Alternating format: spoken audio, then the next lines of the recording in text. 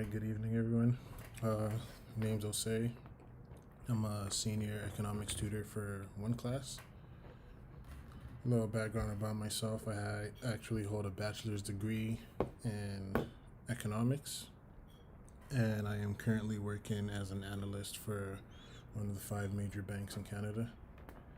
So today I'm just going to go over a couple of questions that were submitted, and they were answered by our junior tutors, and I'm just going to be walking you through how they arrived at some of their answers.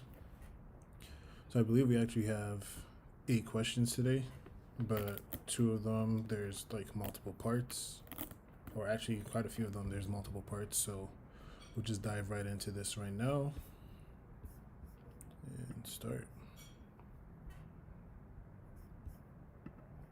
Okay, this is one of them with the multiple parts. So, where's my pen? We'll call this is our question 1, even though it says question 10 over there. So, question 1 for us. When a marginal cost is greater than the average total cost, A, average total cost must be increasing with output.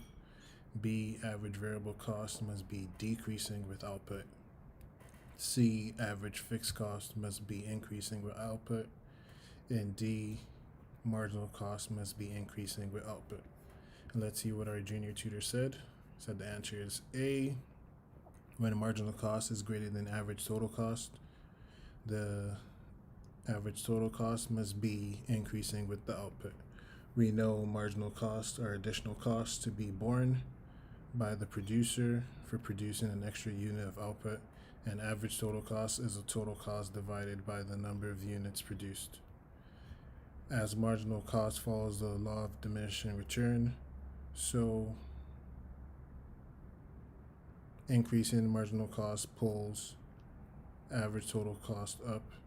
Marginal cost cuts average total cost at its minimum, and when marginal cost is more than average total cost starts to rise.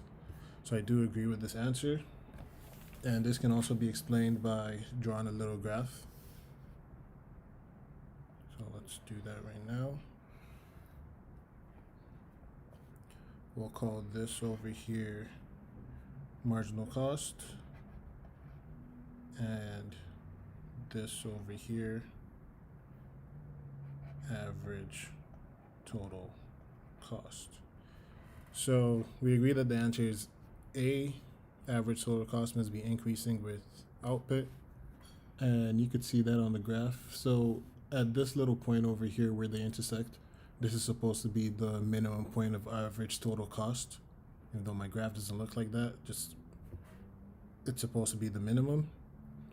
And over here we see to the left of this, the average total cost curve is above the marginal cost, and while it's above, marginal cost is decreasing constantly up until it gets to this minimum point.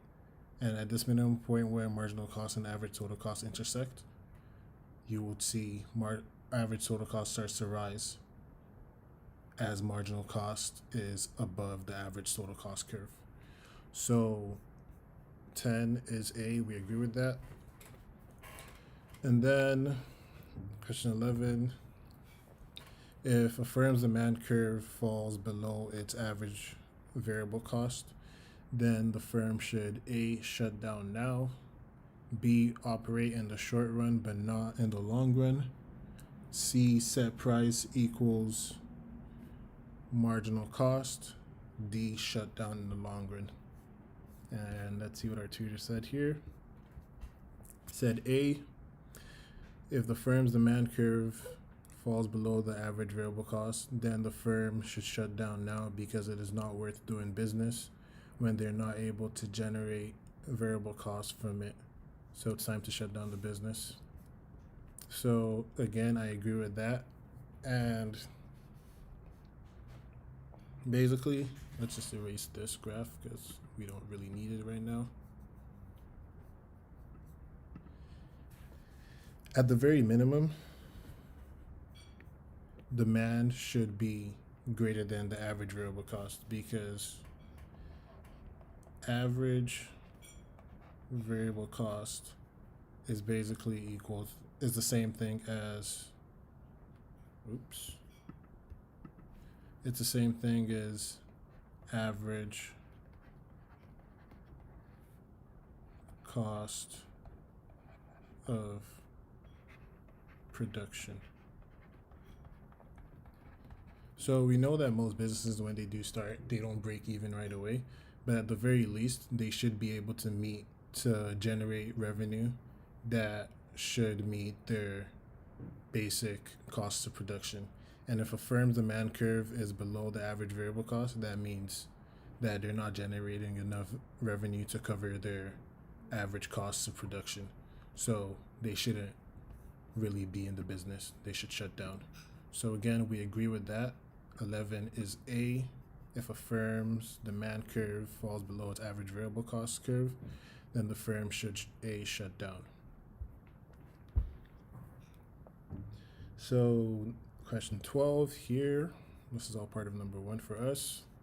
The demand curve facing a perfectly competitive firm is A, upward sloping, B, perfectly inelastic, C, downward sloping, D, perfectly elastic. Let's see what our tutor said.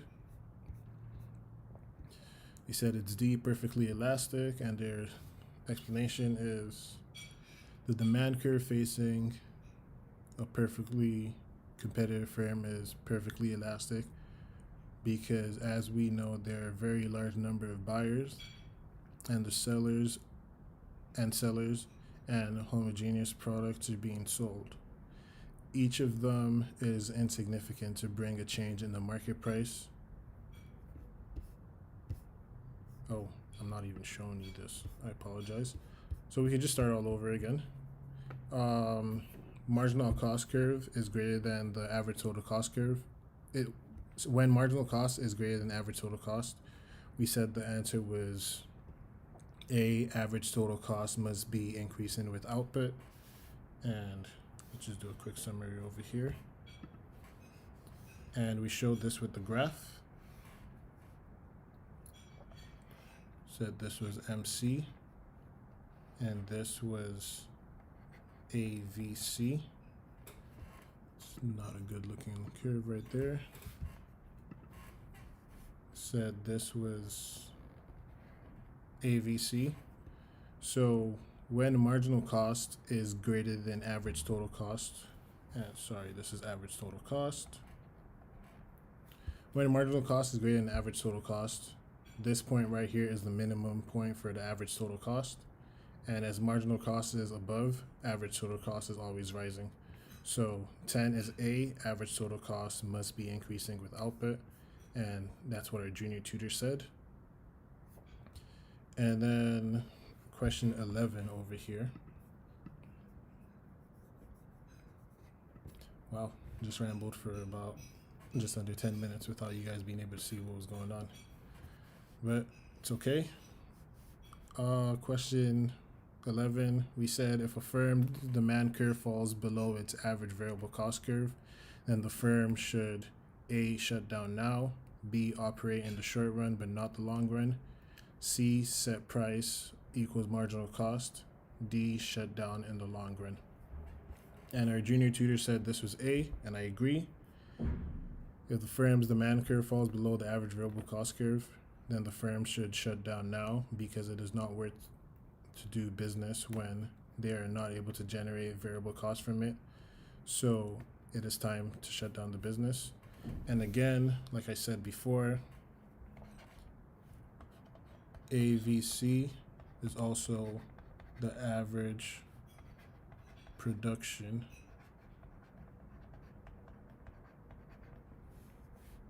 costs.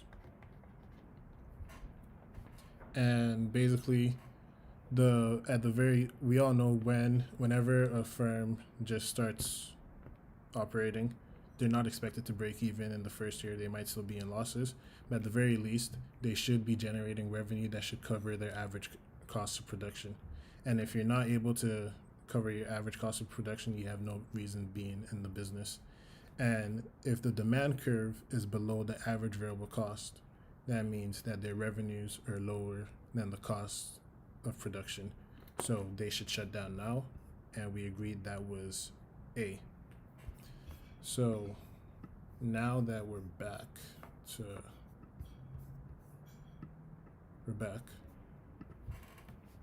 This is still question 1 for us. Question 12.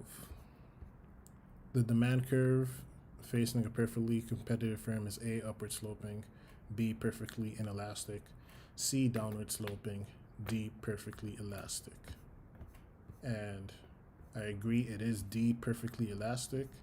And we're just going to draw what this curve looks like for you.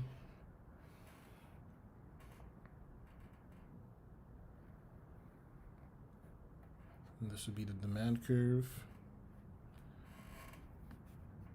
This would be price. This would be Q. And our tutor said demand curve facing a perfectly competitive firm is perfectly elastic because, as we know, there are a very large number of buyers and sellers, and homogeneous products are being sold. Each of them is insignificant to bring a change in the market price of the product.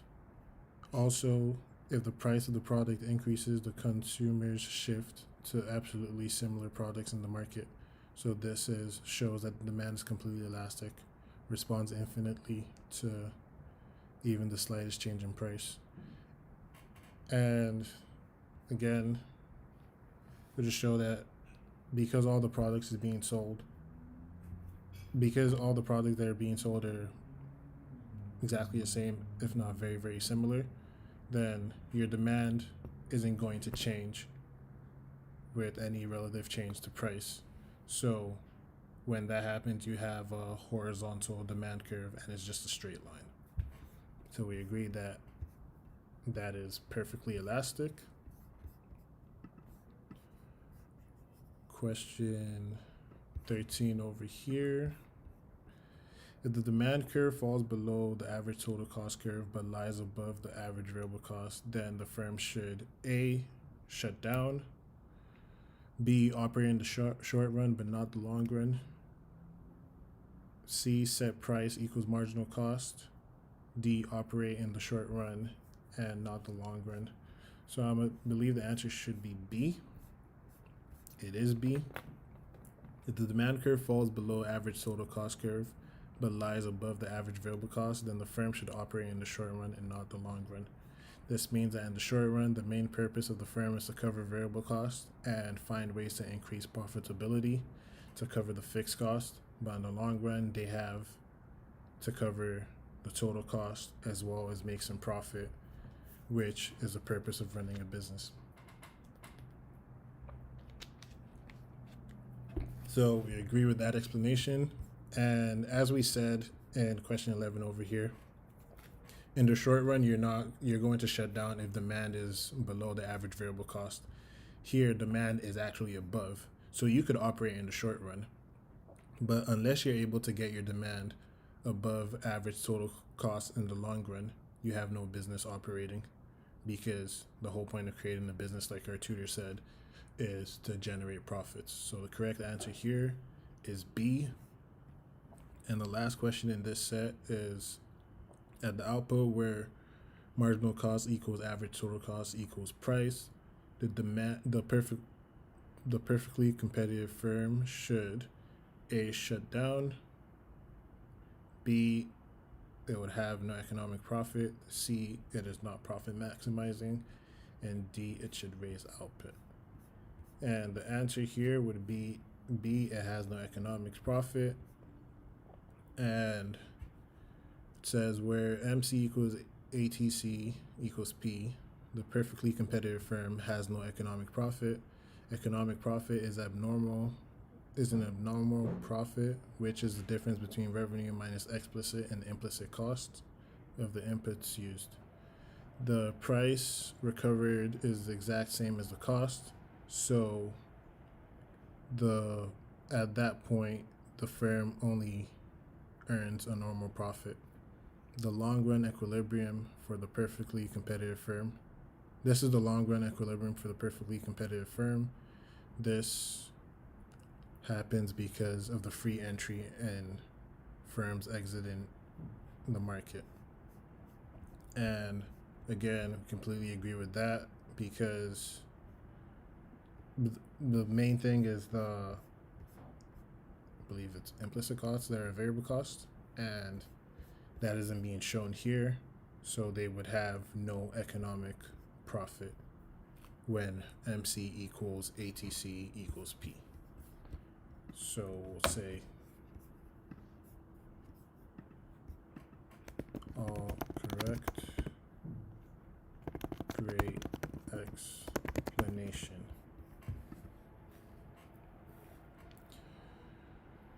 All right, time to move on to this next question. This is question 2 for us.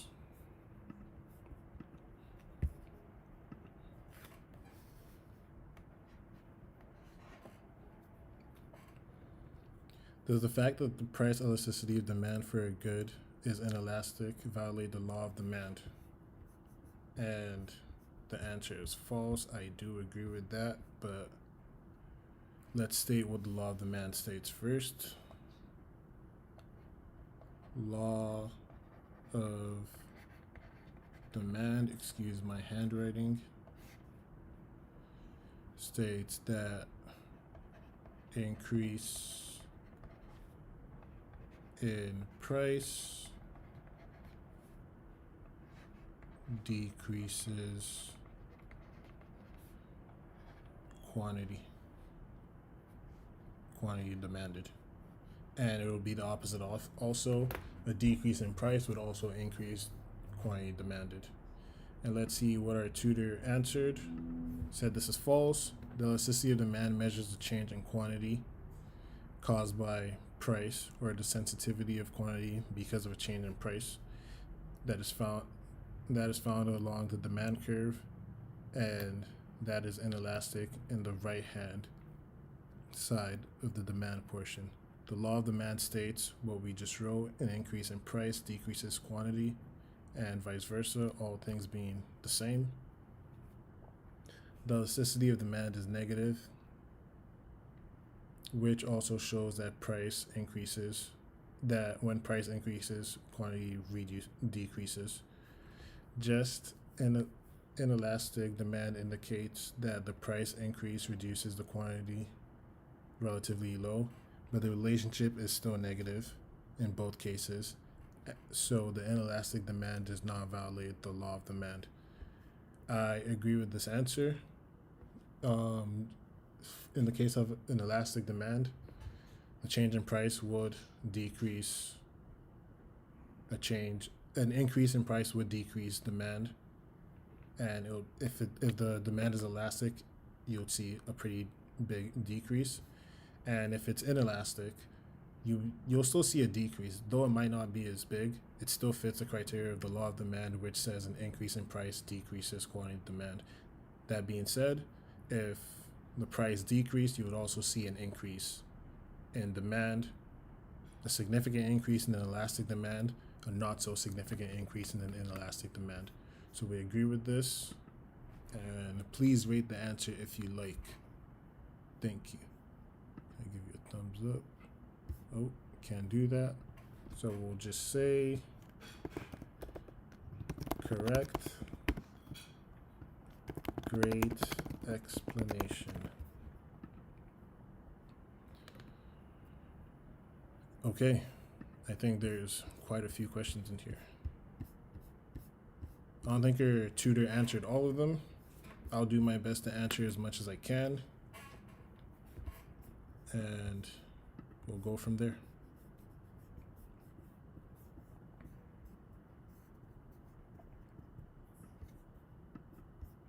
This is question 3 for us.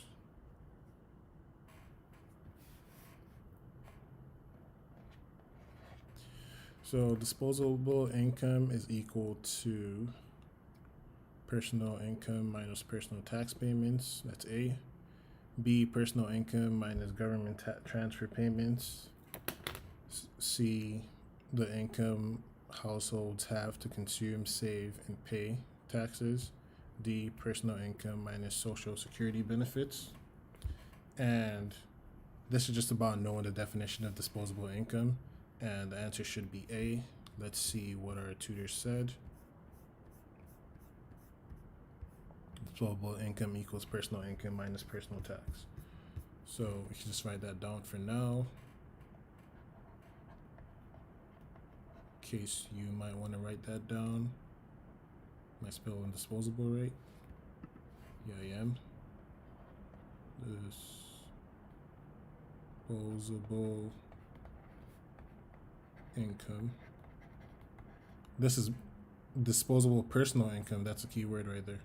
Disposable personal income equals personal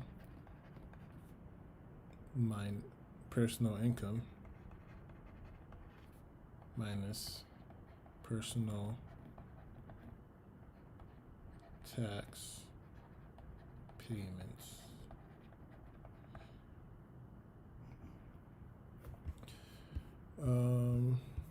Probably didn't need to write that down because it's here. So anyways, disposable income is equal to disposable personal income is equal to personal income minus personal tax payments. Question 2, 47 here says when one producer can create a given amount of output with fewer inputs, what exists? A, comparative advantage. B, comparative disadvantage. C, absolute advantage. D, absolute disadvantage. So let's just write the definition of these first. Call comparative advantage CA equals when a country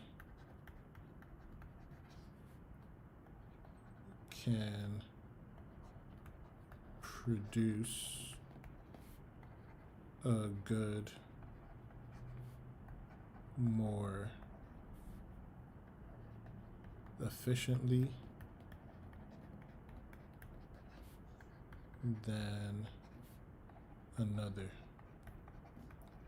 When a country could produce a good more efficiently than another, you would say that country has a comparative advantage over the other. And comparative disadvantage would be the exact opposite. If a country produces a good less efficiently than another, then they have a comparative disadvantage over that towards that other country.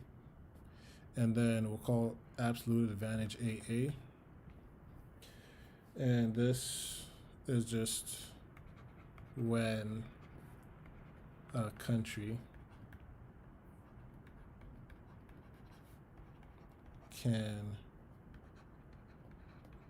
produce a good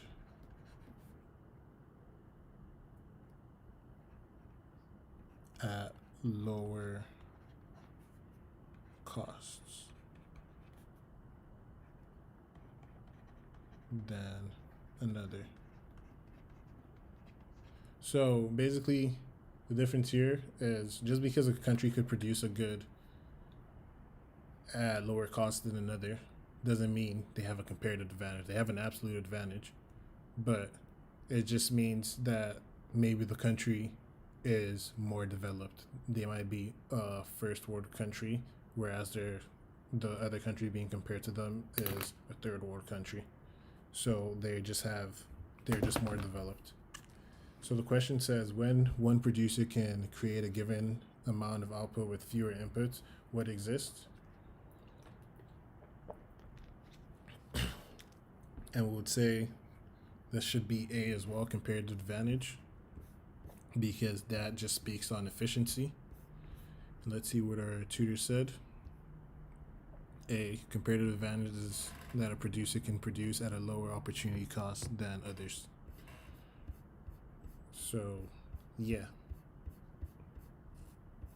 That is A.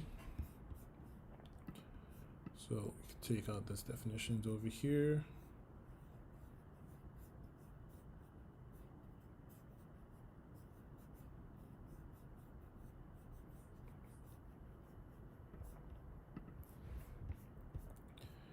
48. Given a country has 167 million, so I'll just write this down as we go.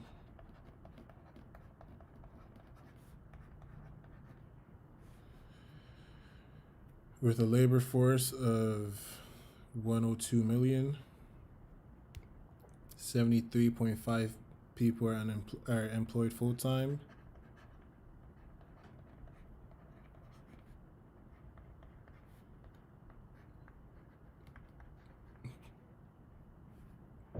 $16.2 are employed part time. Try to write 16 there, but we'll say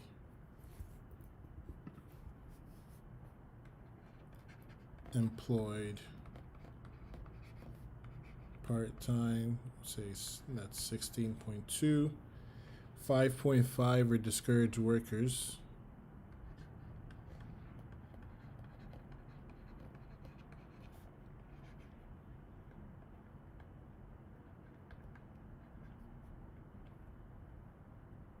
I think this is a better looking 3. And 12 million are underage.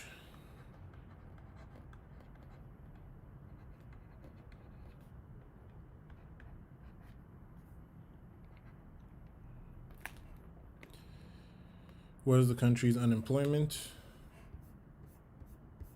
And our tutor says here, unemployment equals unemployed minus the civilian labor force. To find out the number of people that are unemployed, you just subtract everything from 167, like he or she did over here. 167 minus 73.5, 116 minus 16.2 minus 5.5 minus 12 million. You have 59.8 as the unemployed. And if the UR, unemployment rate, equals U over LF, equals 59.8 over labor force is 102. Don't have a calculator, but I believe that's correct. Actually, no, I'm lying. I do have a calculator. Yes, it is 58.6 to 0.63%. So 58.6%. That is correct.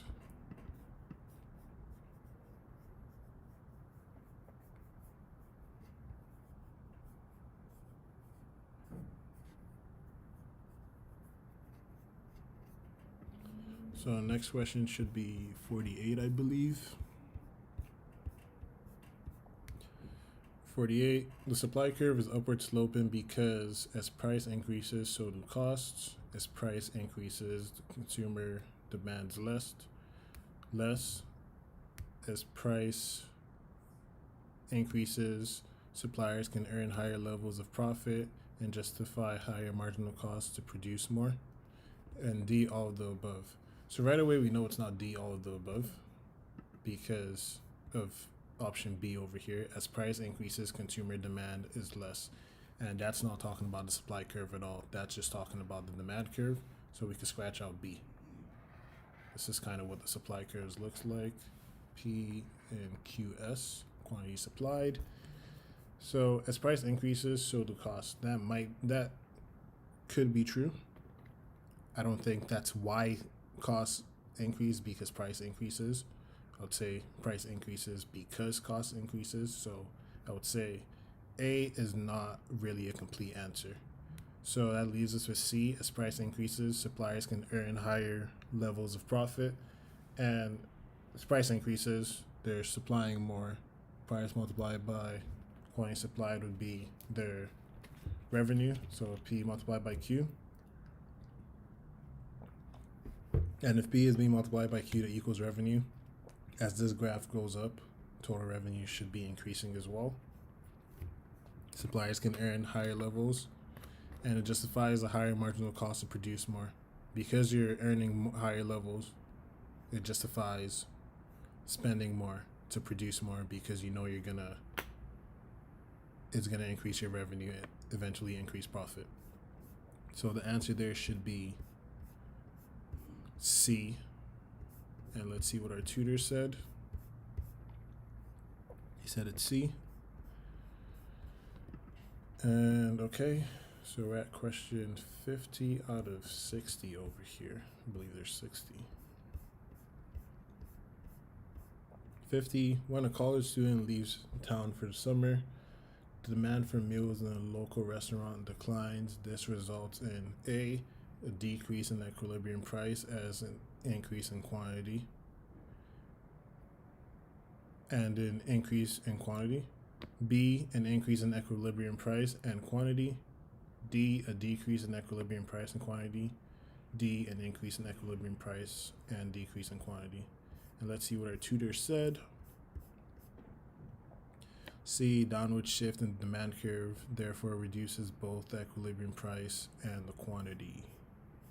Let's look at the question again.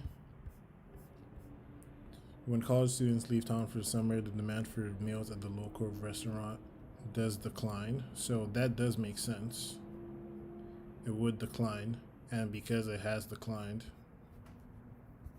just draw a demand curve over here. Just say this is supply. If demand was here, when students leave and it decreases, demand would go here.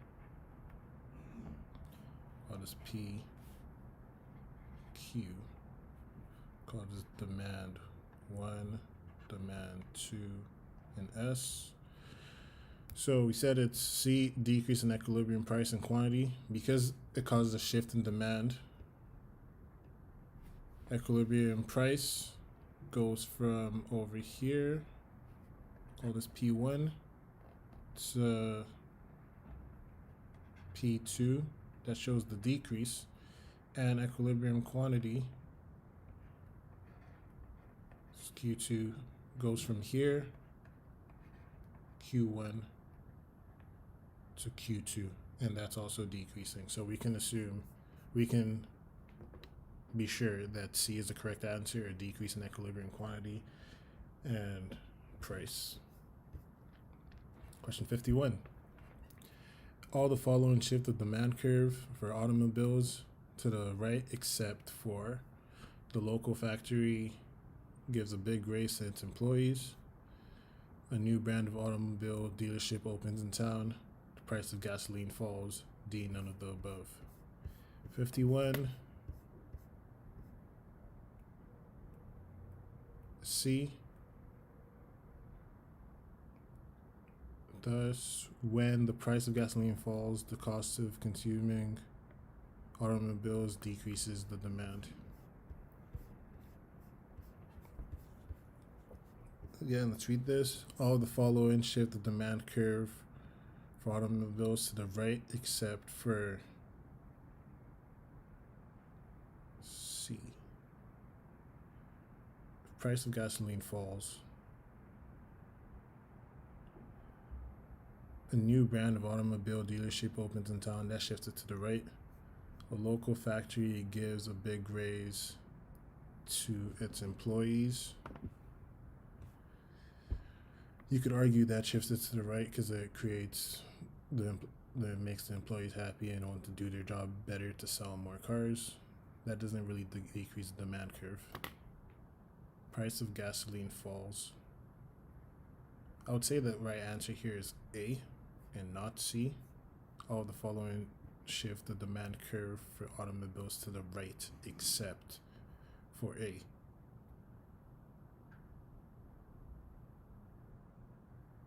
Yeah, except for A.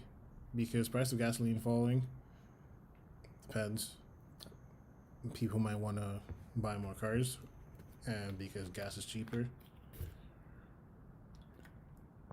it makes purchasing a car more worth it. B, a new brand for automobile dealerships opens up in town. That's more supply of automobiles. People have more choices, and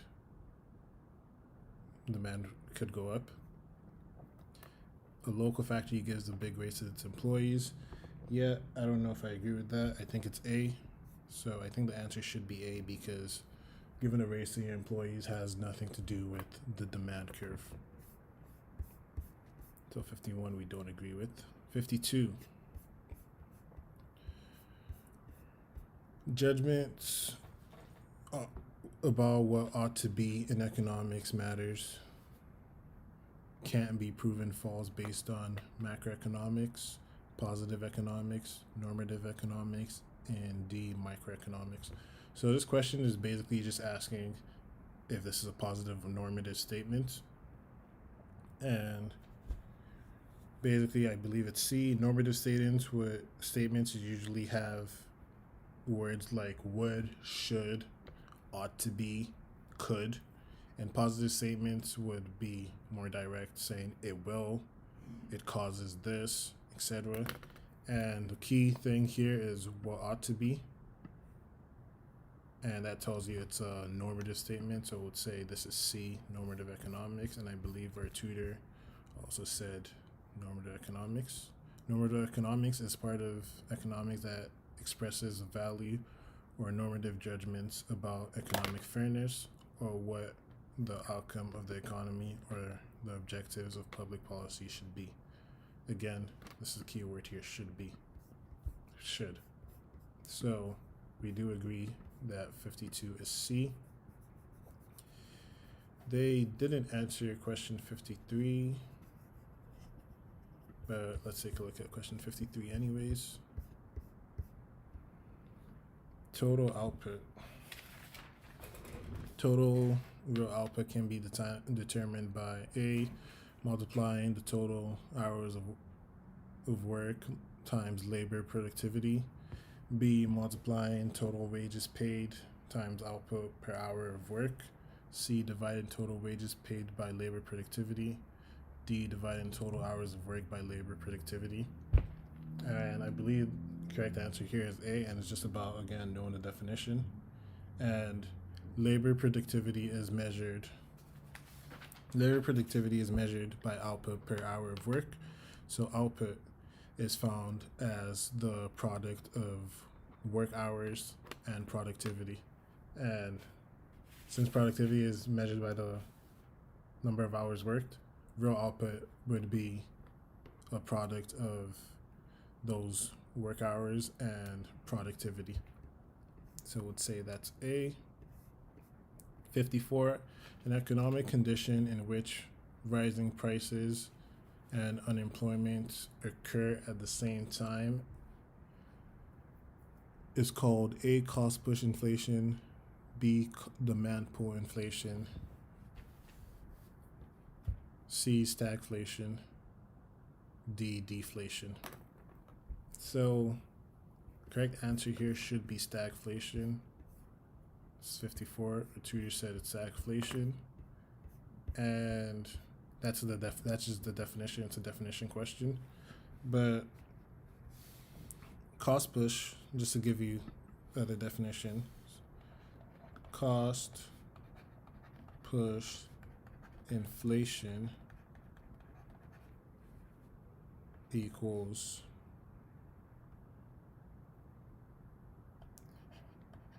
prices rise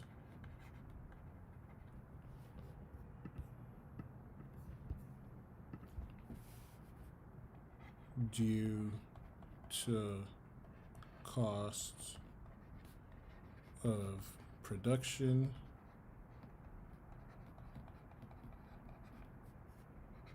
rising.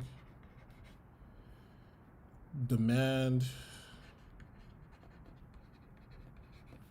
pull inflation would be prices rise due to excess demand, basically. So there's just a large deal of demand that if you increase prices, it will reduce some of those demands, but your profit will still go up. And deflation is just prices decrease. So if you didn't know the definition of stagflation, by process of elimination, cost push inflation, by process of elimination, it would be stagflation for this. But stagflation is an economic condition in which prices rises as unemployment rises also. So that's 54. See how we're doing for time. So they stopped at 54. I'm also going to stop at 54 because we still have a lot more questions to go through. And I only have this session for 1 hour. So let's say most are correct. Great explanation. And the one we didn't agree with was, I believe, question 51.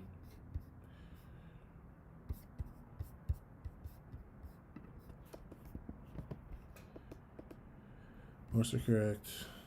Great explanation. Solution correct.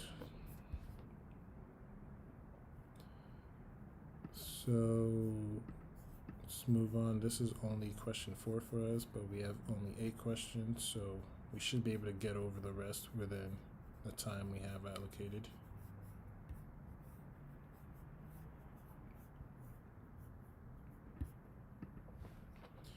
Observe businesses in your community and provide example of monopolistic competition.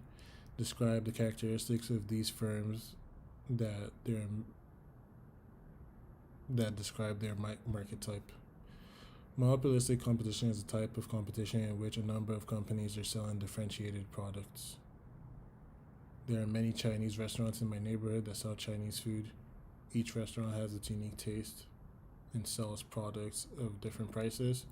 So this is an example of monopolistic competition.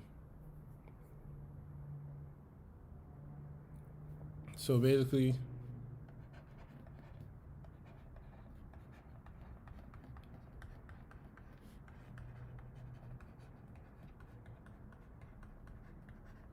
much like perfect competition, they're all selling relatively almost the same thing.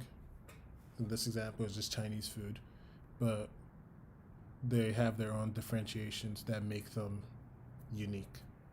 So,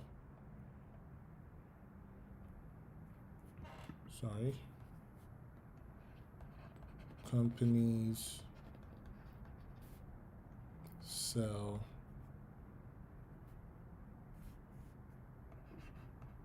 differentiated products, but they're still similar. They're still under the same category. In this case, the category is Chinese food. They just have their own different ingredients that they use in cooking it to make it different. And the characteristic of a monopolistic competition, or junior tutor list here, there are many firms selling differentiated products. Each firm is independent as they make independent decisions regarding the price and output. There are no major entry or exit barriers, so firms are free to enter and leave the market.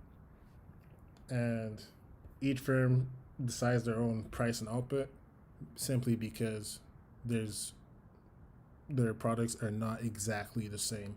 There's something different about it, and that allows them to charge what they feel is right. So let's say if they just feel their ingredient is better than the other, and they feel that you need to pay more because their ingredient is so good, then that's your decision, because there will be a difference in the two products.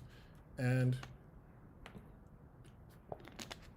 much like a perfect competition, there will be no major entry or exit barriers, so the firms are free to enter and leave the market. So this is correct. Great example and explanation.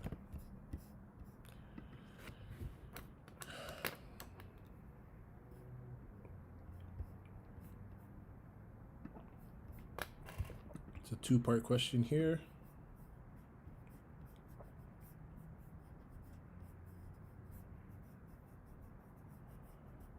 I believe this is question number 5 for us. What is the law of diminishing returns? Can you give an example of when diminishing returns have set in, could set in at the place you work or would like to work? We'll answer that first question first. Law of diminishing returns state that as more units of labor are added into production, there will come a point where there will be diminishing returns from that factor, and so marginal productivity will fall. This also applies to other factors of production. For example, if I'm paid an hour at a construction site, when I put 6 hours a day, the construction progresses smoothly. When I start to put in 8 hours a day, my productivity drops and my quality of construction is poor. This is when the decrease in returns to the factor has been fixed. So again, law of diminishing returns states that as more and more units of labor are added, production then will come a point where there will be diminishing returns. So you're not getting in as much as you are putting in. And give an example at a construction site. Let's say 6 hours is where your peak productivity is. And so we'll just say at 6 hours, peak productivity. Once you start going over 6 hours, then other factors like you're tired could come in, and at the 7th hour or even the 8th hour, productivity declines.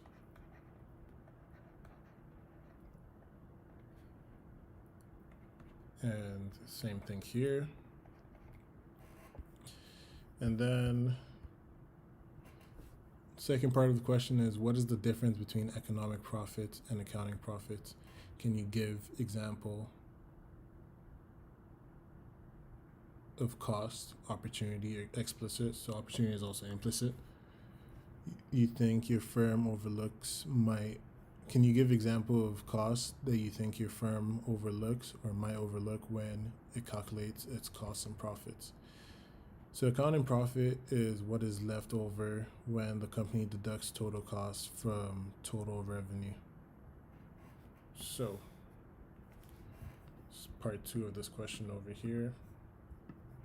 Let's say Clairol. Nice. I didn't know you could do that. You learn something new every day. Accounting profit is simply just total revenue minus total costs. So accounting profits are what is left over when the company deducts total costs from total revenue after considering all the tangible costs that can be shown in the books of accounting. Economic costs are what remains after the firm provides implicit costs. So economic profit, say EP, equals total revenue minus explicit cost minus implicit cost. Implicit costs are opportunity costs, so the costs you forego.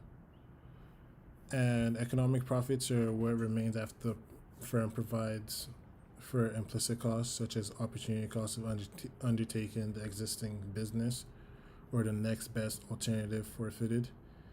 These are economic profits. The next best alternative job that every employee forgoes when taking up his or her current job is the best example of how that cost could be overlooked. So again, I agree with that. I will just say great answer and explanation.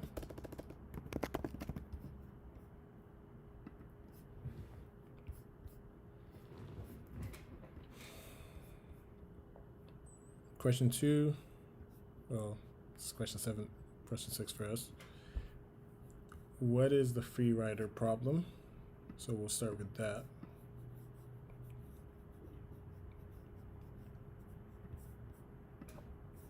Free rider problem is defined as the problem which takes place when demand is more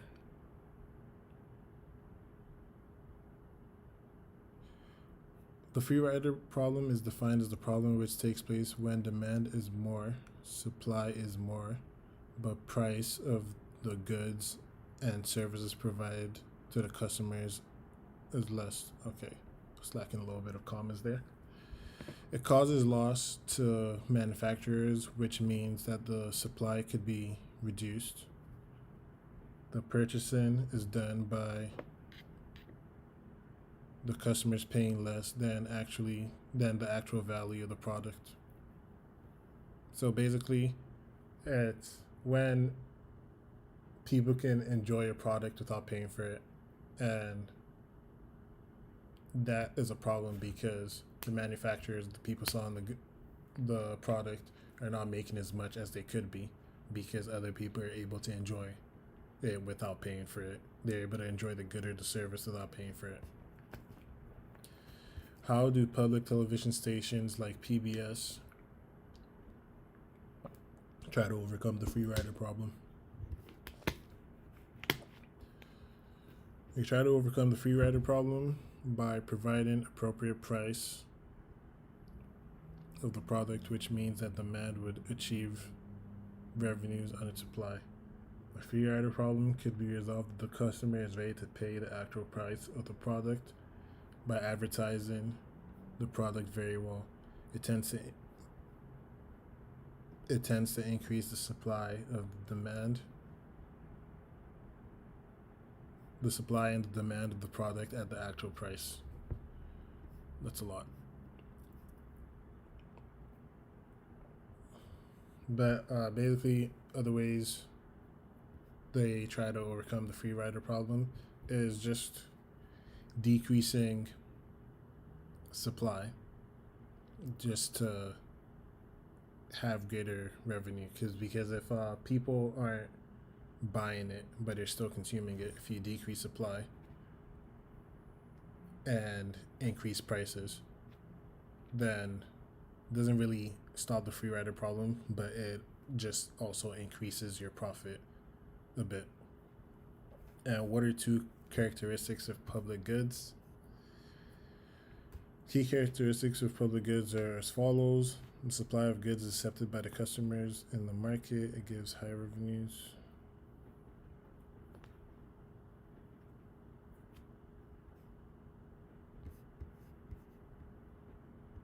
Okay.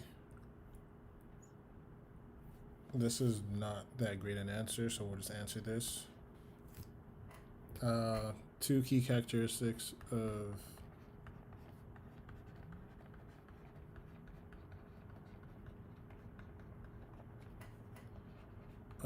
public goods are that it is non-rival and non-excludable. So, non-rival means that basically when you're using the public good, it doesn't stop someone else from using that public good. So more than one person can use the public good or benefit from the public good at the same time. And non-excludable basically means that you can't really stop anyone from consuming the good because, let's say, for example, they didn't pay for it, like the free rider problem. So you can't really stop anyone from consuming the good. Anyone can consume the good. And a perfect example of this are fireworks. Wow. Say fireworks because you can't really stop anyone from consuming the benefit that fireworks have because everyone sees it in the sky when they light up. And they're non-rival because let's say I'm the one with the fireworks, as I set up the fireworks, it doesn't stop another person from using those same fireworks because, again, you're just looking up in the sky and you see them and everyone can benefit from it. So let's say solution is incorrect for the most part. Say solution is incorrect.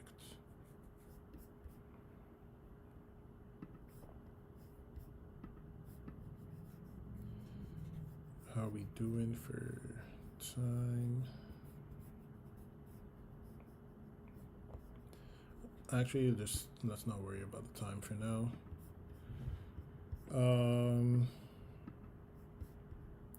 You'll find 3 separate unemployment rates from the data provided below. You must show how you used numbers to arrive at your answer. So tiny town has a population of 1,000 residents. 50 are in jail. 200 are youngsters. 100 people are housewives and house husbands and not looking for work, while 50 are retired.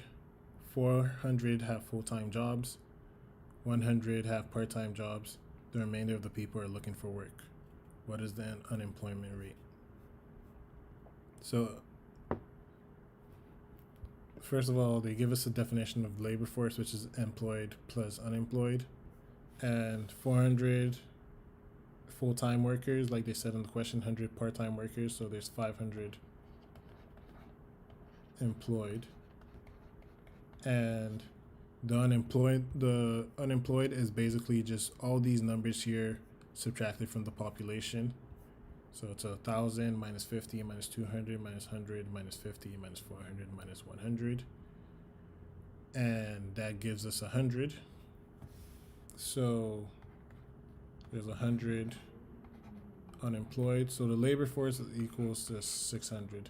That is 500 people who are employed and 100 people who are unable to find work. And thus the unemployment rate should just be 100 over 600 equals 16.67%. And then question 2 says, next, 50 of those part-time jobs move to another state. What is your unemployment rate? Let's see what we said here. Just 50, the number of unemployed people remains the same, but the labor force decreases by 50 because this now changes to 450, and it would just be 100, and this now changes to 550. It would just be 100 over 550. Gonna trust the calculation is right, which is 18.18%. And finally, when using the latest numbers, 5 of the unemployed move out of the state. Show your work. And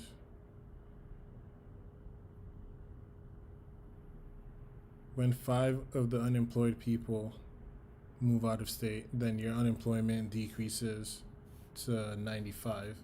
So now we have 95 unemployed. And using the latest numbers, so the employed is still 450 because 50 moved out. So what our tutor here didn't do, they didn't use the latest numbers. So the labor force should actually be 550 minus 5, not 600 minus 5. And that should give us 545.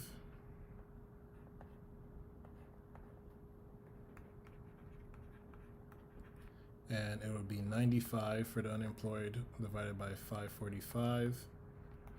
I do have a calculator. 95 divided by 545 equals 17.43%.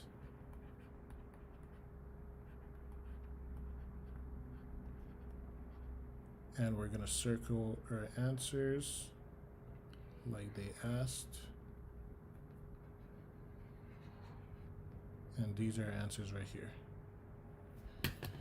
So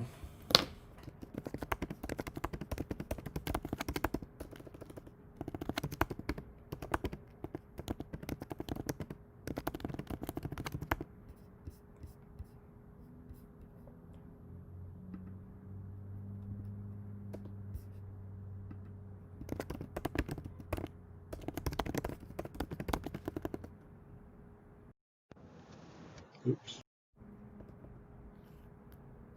550 minus 5.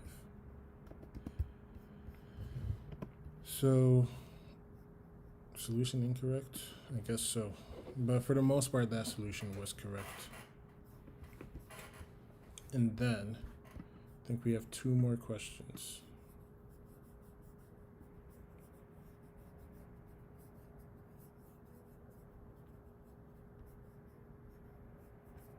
Oh, you can clear all.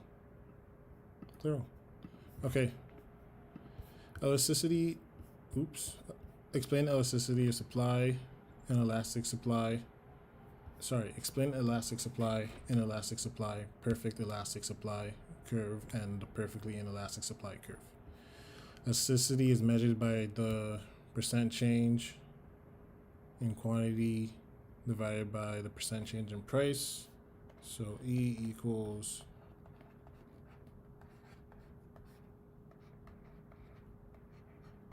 price. Elastic supply, when a small change in price changes, quantity supplied drastically. We call supply is elastic. In other words, the percentage change in quantity supplied is more than the percentage change in price. This elasticity is more than 1, and the supply is elastic. The elastic supply curve is relatively flat. It's a perfect explanation. Inelastic supply when a small change in price changes quantity supplied in a small unit. This so-called supply is inelastic. Percent change in quantity supply is less than the percent change in the price of elasticity in the price, and the elasticity is less than 1 when the supply is inelastic. This is a relatively steep curve. And then perfectly elastic supply states as the quantity supplied becomes 0, a small price reduction is called, as the quantity supplied becomes 0, a small price reduction is called perfect elastic supply. The measure of elasticity equals change in quantity over change in price equals infinite. The perfect elastic supply is horizontal. So the graph would look like this. And it's just saying that the change is infinite, that quantity demand changes. The change in quantity demand is just infinite. And this is usually in a perfect competition. And the last part says the perfectly inelastic supply. When a small change in price does not change the quantity, is called perfectly inelastic supply. The elasticity measure is 0, and it's a relatively vertical curve. And the curve would look something like this. And that's just saying that change in price doesn't change quantity demanded at all. And for the perfectly elastic supply, a change in price infinitely changes quantity demanded. So these are perfect explanation.